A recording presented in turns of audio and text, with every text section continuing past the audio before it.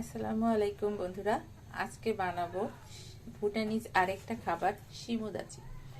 এটা বানাতে আমাদের লাগবে এই যে প্রথমে নিয়েছি বাটার, তারপরে চিজ, মাশরুম, পেঁয়াজ, কাঁচামরিচ, রসুন কুচি আর একটা টমেটো। মোটামুটি এগুলো দিয়েই হয়ে যাবে আমাদের সামুদাচি। ওকে, একটু দেখি কিভাবে হয়। প্রথমে একটু বাটার দিয়ে তারপর রসুন কুচি দিয়ে দিলাম। এটা কিছুক্ষণ নাড়তে হবে। রসুনটা ব্রাউন করে ভেজে নিলাম। এর মধ্যে এবার বাকি সব উপকরণ দিয়ে দিব, শুধু চিজ আর বাটারটা পরে দিব একদম। টমেটো কুচি, কাঁচামরিচ, পেঁয়াজ আর মাশরুমটা আমি একবারে ঢেলে দিলাম। এটা আমি 5-6 মিনিট মতো একটু ভেজে নিব।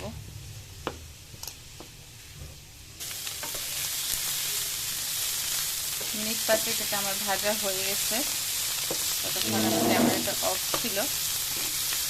এখন এটাতে দিয়ে দিচ্ছি পানি সিদ্ধ করার জন্য। খুব বেশি করেই দিলাম।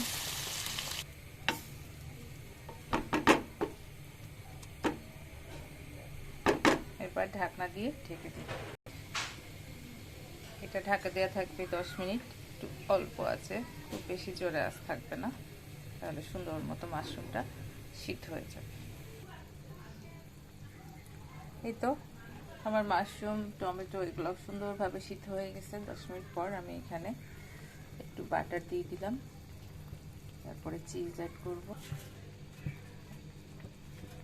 চিজগুলো দিয়ে এবার সুন্দর করে আবার কিছুক্ষণ ঢেকে রাখবো। আমার চিজ দেওয়া শেষ, এবার সুন্দর করে ঢেকে রাখবো। তো ঢাকনা তুলে একটু নাড়াচাড়া দিয়ে নিই। চিজগুলো, বাটারগুলো সব গলে গিয়েছে। আর একটু মাখা মাখা হলেই নামিয়ে একদম গরম ভাতের সাথে পরিবেশন করব। এই তো হয়ে গেল আমাদের সামুদাচি। এটা এখন গরম ভাতের সাথে গরম গরমই খেতে হবে, যেহেতু চিজ আছে। এটা ঠান্ডা হইলে এত ভালো লাগবে না, এটা গরম ভাতের সাথে গরম গরম খেতে হয়। আর আমার ঘরে যদি এখন স্প্রিং অনিয়ন থাকতো, তাহলে কিছুটা স্প্রিং অনিয়ন উপর দিয়ে ছিটিয়ে দিতাম, দেখতে আরো সুন্দর কালারফুল লাগতো। যেহেতু এখন সিজন না, পাওয়া যাচ্ছে না, তাই এখন আর আমি স্প্রিং অনিয়নটা অ্যাড করতে পারছি না। ভালো থাকবেন সবাই এবং বাসায় ট্রাই করে দেখবেন কেমন লাগে। Bye bye.